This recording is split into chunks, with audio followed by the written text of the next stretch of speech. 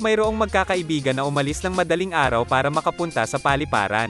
Matapos nila sa check-in at immigration ay pumunta na sa lagusan at inentay ang eroplano. Nakasakay sila ng maayos at nakapunta na sa paliparan ng Thailand.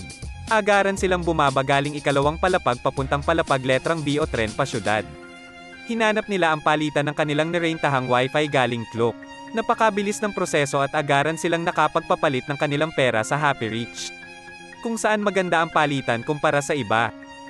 Madaling araw nang sila ay makarating sa Thailand, kaya't nakisuyo sila sa kanilang kaibigan na magpaiwan na lang muna ng kanilang mga kagamitan.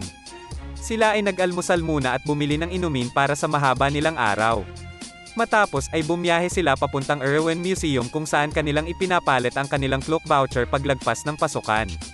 Sa kaliwang gawi ay ang bilihan ng tiket para sa mga walk-in lamang, kaya't itinuro sila sa office sa likuran ng kapihan.